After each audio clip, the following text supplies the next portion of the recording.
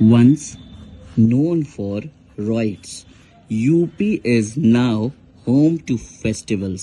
कौन कह रहा है? योगी जी कह रहे हैं। योगी जी क्या कह रहे हैं? वंस नोन फॉर रॉइट्स, यानी एक बार पहले यूपी जो है किस लिए प्रसिद्ध था? रॉइट्स यानी दंगों के लिए। रॉइट्स मतलब दंगे, ठीक है। UP is now home to festivals, लेकिन अब जो यूपी जाना जाता है वो होम टू फेस्टिवल्स, यानी अब यूपी त्योहारों के लिए जाना जाता है। यानी पहले यूपी दंगों के लिए जाना जाता था, अब यूपी त्योहारों के लिए जाना जाता है, ठीक है। कौन कह रहा है? योगी कह रहे हैं। Once known for riots, riots मतलब दंगे, UP is now home to festivals, ठीक है। यूपी अब जो है त्योहारों का घर है। Says government has given impetus to legacy development, और उन्होंने कहा कि गवर्नमेंट ने क्या दिया? इम्पिटस। इम्पिटस मतलब गति, प्रेरणा। किस चीज को? लेगेसी को, धरोहर को, राष्ट्रीय धरोहर को, और विकास को। तो विकास को और जो विरासत है, राष्ट्रीय धरोहर है, उसको जो है प्रेरणा दी है, गति दी है। किसने? कौन कह रहा है? गवर्नमेंट ने। गवर्नमेंट ने says government has given impetus to legacy development, ठीक। ओके, नेक्स्ट हेडिंग देखते हैं। No maintenance if wife earning on par with husband. No maintenance यानी कोई मेंटेनेंस नहीं दिया जाएगा इफ यानी अगर वाइफ अर्निंग हो on par. On par important word है इसमें। ऑन पार का मतलब हो गया बराबर, यानी वाइफ उतना ही अर्न कर रही हो जितना हस्बैंड अर्न कर रहा है, तो वाइफ को ऐसे केस में कोई मेंटेनेंस नहीं दिया जाएगा। ऑन पार मतलब बराबर। नेक्स्ट हेडिंग देखते हैं। Her 27-year-old son killed in road accident, women ends life. यानी एक महिला ने अपनी जान गंवा दी, एक महिला ने अपनी जिंदगी खत्म कर दी। क्यों? क्योंकि उसका 27-year-old son killed in road accident. उसके 27-year-old जो बेटा था वो रोड एक्सीडेंट में मर गया। No one can dare carry out blasts now, India safe under Modi. Shah कह रहे हैं। शाह क्या कह रहे हैं? No one can dare carry out blasts now. अब किसी की हिम्मत, डेयर मतलब हिम्मत, अब किसी की हिम्मत नहीं है कि कोई ब्लास्ट्स कर सके।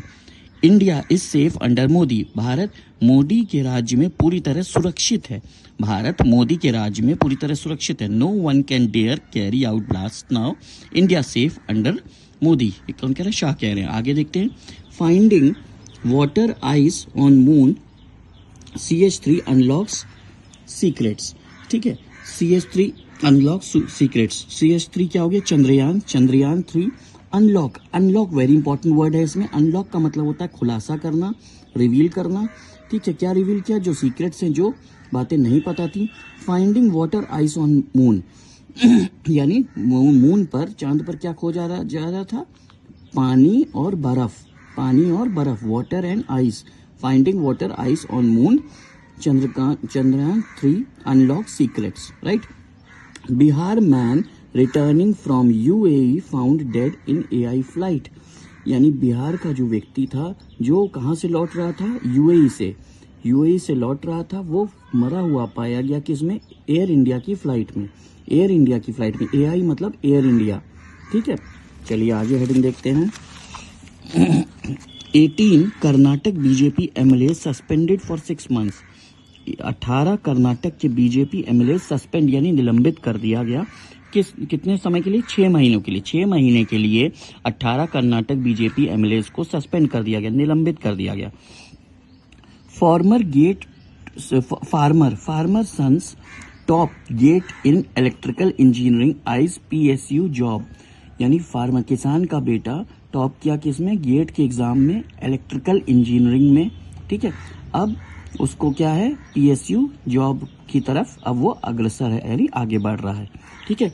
इसी तरह आपको न्यूज़पेपर में हेडिंग्स, सब हेडिंग्स, अंदर का मैटर, फोटो के अंदर का मैटर, ये सभी चीजें डिटेल में इसी तरह से पढ़नी है ताकि आपको न्यूज़पेपर पढ़ना आने लगे, राइट। ऑस्ट्रेलिया, AUS मतलब ऑस्ट्रेलिया टूरिस्ट फाउंड डेड इन वाराणसी होटल रूम। वाराणसी यानी बनारस, बनारस के होटल रूम में ऑस्ट्रेलियन टूरिस्ट जो था वो मरा हुआ पाया गया। जॉन उसका नाम था, arrived in Varanasi on Thursday.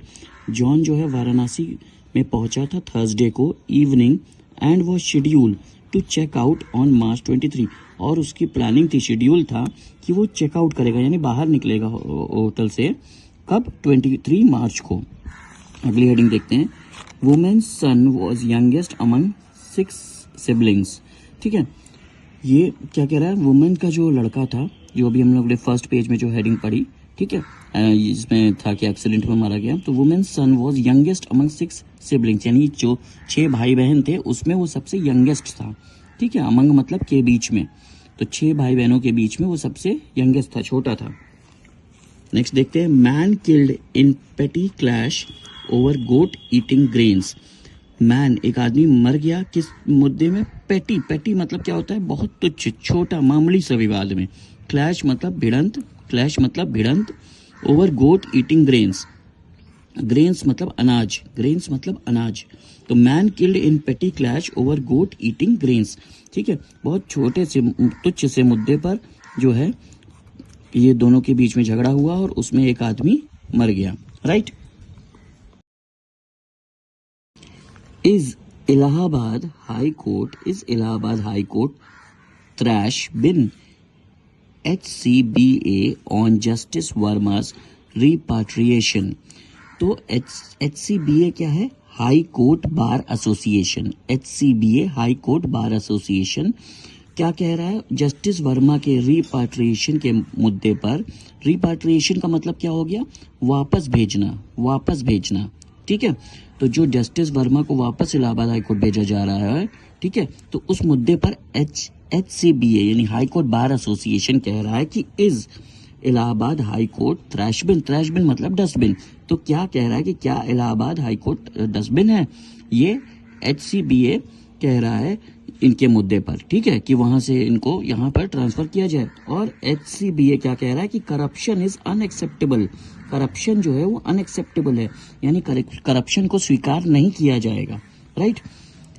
For out of syllabus question in class 12 maths exam, यानी क्लास 12 के मैथ्स एग्जाम में जो आउट ऑफ सिलेबस क्वेश्चन है उसको क्या किया जाएगा, UP board to give full marks, यानी यूपी बोर्ड फुल मार्क्स देगा उन क्वेश्चंस पे जो आउट ऑफ सिलेबस पूछे गए हैं क्लास 12 के मैथ्स एग्जाम में। क्लास 12 के मैथ्स एग्जाम में जो क्वेश्चंस आउट ऑफ सिलेबस पूछे गए हैं उसमें यूपी बोर्ड फुल मार्क्स देगा।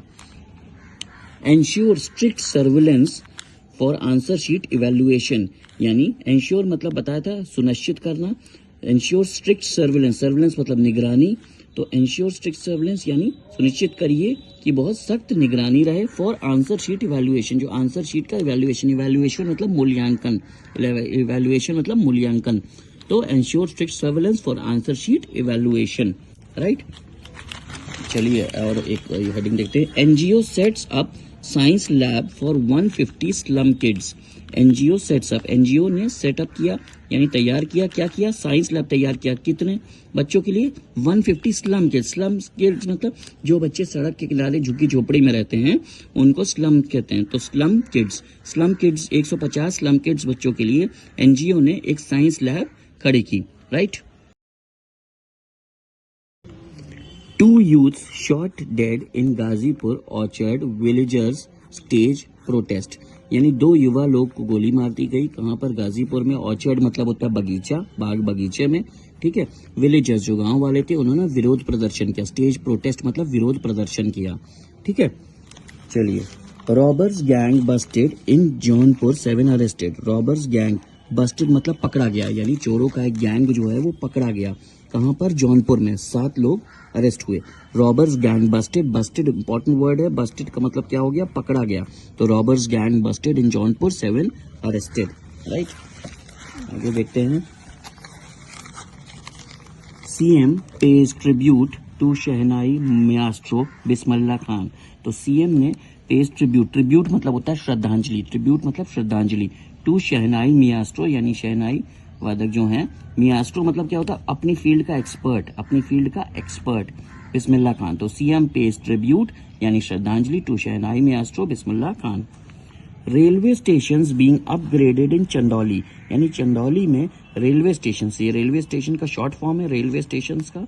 ठीक है, रेलवे स्टेशन अपग्रेड हो रहे हैं। अपग्रेड होने का मतलब क्या है, कोई चीज और बेटर होना, उसका स्टैंडर्ड और अपलिफ्ट करना। राइट।